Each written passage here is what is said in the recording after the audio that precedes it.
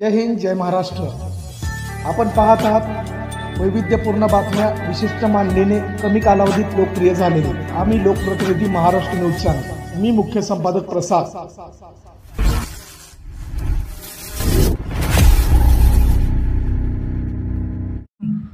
जगविख्यात साहित्यरत्न अण्णाभाऊ साठे यांचा 105वा जयंती महोत्सव येता 1 ऑगस्ट 2025 पासून राज्यात देशात सुरू होत आहे आणि उद्याच्या शुक्रवारी 18 जुलैला अण्णाभाऊंची पुण्यतिथीसुद्धा संपन्न होत आहे।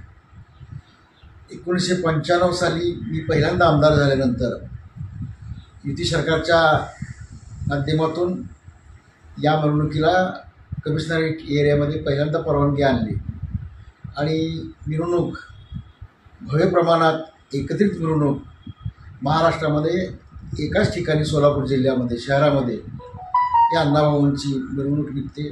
ती अति भव्य दिव्य असते, याच्या आपण सगळेजण साक्षीदार आहातच। आणि या मिरवणुकीला जी व्यापकता यायला लागलेली आहे, मिरवणुकीची संख्या वाढायला लागलेली आहे, मिरवणुकीच्या देखावा प्रबोधनकार देखाव्यामध्ये अत्यंत व्यापकता अत्यंत कल्पकता यायला लागलेली आहे।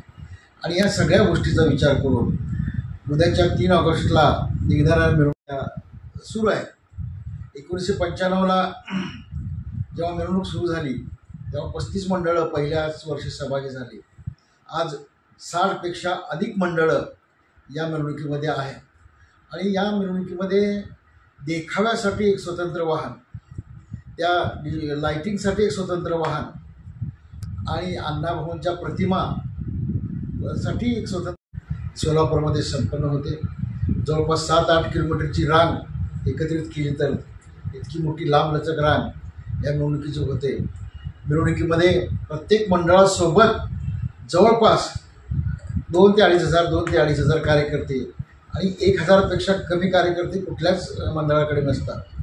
ही सगळी संख्या धरली तर जवळपास मंडळाबरोबरच 50-60 हजार कार्यकर्ते या ठिकाणी एकत्र येतात, या मिरवणुकीसोबत असतात।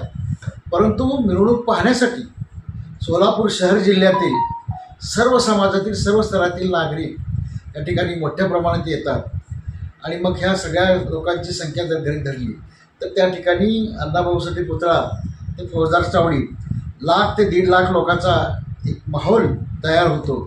अशा पद्धतीची ही भव्य दिव्य मिरवणूक असताना सुद्धा रात्री 10 वाजेपर्यंतची परवानगी कमी पडते आणि ती परवानगी वाढवून मिळावी अशा पद्धतीचे आमचे प्रयत्न यावर्षीच नाही अनेक वर्षापासून सुरू आहेत। या ठिकाणी राजेंद्र भोसले जिल्हाधिकारी असताना, अंकुश शिंदे पोलीस आयुक्त असताना आम्ही परवानगीची वेळ, तारीख आणि वेळ वाढवून मिळवण्यासाठी यशस्वी झालेलो होतो। जिल्हा अधिकाऱ्यांनी 1 मे महाराष्ट्र दिनाची तारीख, रात्रीची वेळ त्यासाठी राखीव असलेली ती अण्णाभाऊसाठी जयंतीच्या मिरवणुकीला दिली होती। त्यांनी खूप प्रयत्न त्यांचे पॉझिटिव्हली होते। पोलीस प्रशासनसुद्धा परवानगी देण्याच्या मनस्थितीमध्ये होतो, परंतु निश्चितपणाने सांगितलं पाहिजे, जो एक उपायुक्त लेवलचा अधिकारी जो नंतर बडतर्फ झाला का सस्पेंड झाला आता मला सांगता येणार नाही, परंतु झाला निश्चित खोट्या दाखल्याच्या प्रकरणात, तर त्यांनी काहीतरी मेक मारली आणि त्यामुळं त्या वेळेत त्या दिवशी परवानगी मिळू शकलेली नाही। परंतु प्रशासन पॉझिटिव्ह आहे, कारण ही परवानगी आम्ही का मागतो? नुसती मिरवणूकमध्ये 60 मंडळं आहेत, देखावे आहेत म्हणून असं नव्हे, तर जेव्हा मिरवणुका येतात, जेव्हा शिवाजी चौक, एस टी स्टँड परिसर, बुधवारपेठ, न्यू बुधवारपेठ भागातील मिरवणुका येतात, त्या मिरवणुका रामलाल चौकाच्या पुढं येण्याच्या आधीच 10ची वेळ संपलेली असते।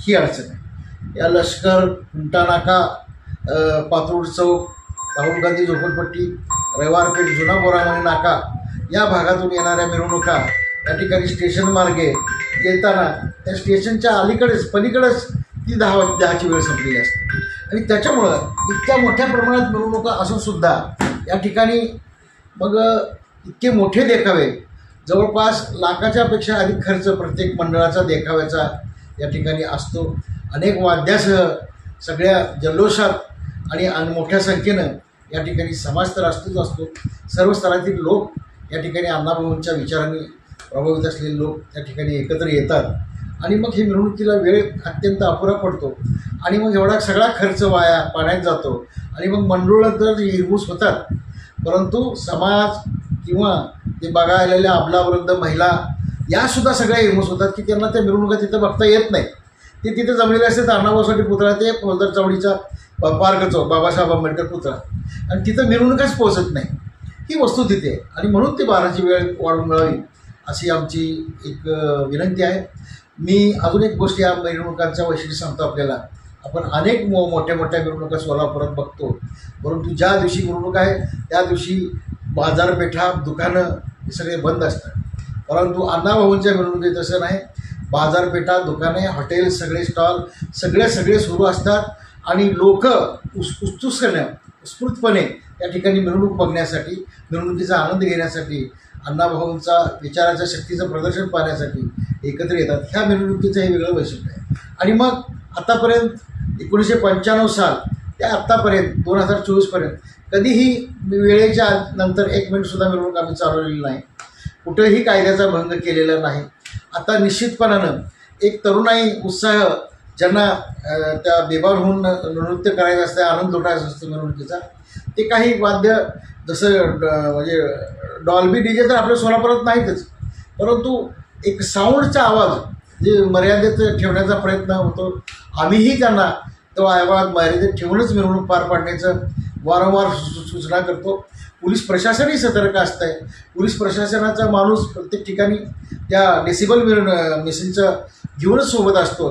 त्यामुळे मिरवणुकीच्या कायद्याचा भंग कधी होत नाही आणि म्हणून आमची पोलीस प्रशासनाला आणि माननीय जिल्हाधिकाऱ्यांना नम्रपणाची विनंती आहे की आमची ह्या सगळ्या अडचणीचा विचार करून आमच्या होणाऱ्या आनंदाच्या वरती विरजण पडतं आहे की वेळ अपुरी पडल्यामुळं या सगळ्या गोष्टीचा विचार करून आम्हाला 12 वाजेपर्यंत परवानगी द्यावी ही नम्रतेची विनंती आहे. नुसतं फक्त मिरवणूकच ह्या अण्णाभाऊच्या जयंतीचं वैशिष्ट्य नाही.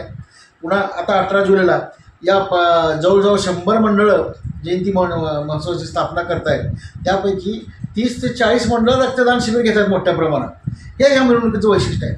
वह्या पुस्तकं, शालेय साहित्य वाटप अशा पद्धतीचे उपक्रम राबवले जातात आणि मग 3 तारखेपर्यंत हे सगळे उपक्रम चालू असतात.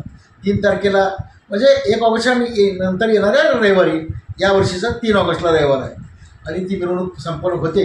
त्या मिरवणूक संपन्न करण्यामध्ये पोलीस प्रशासनानं आणि जिल्हाधिकाऱ्यांनी आम्हाला सहकार्य करावं आणि 12 वाजेपर्यंतची वेळ वाढवून द्यावी अशी नम्रतेची विनंती मी पुन्हा साहित्यरत्न अण्णाभाऊ साठे मध्यवर्ती जयंती महोत्सव समितीचा संस्थापक अध्यक्ष म्हणून, मातंग समाज समितीचा अध्यक्ष म्हणून आणि या ठिकाणी सोलापूर शहरातला एक शिवसैनिक म्हणून नम्रतेची विनंती मी करतो.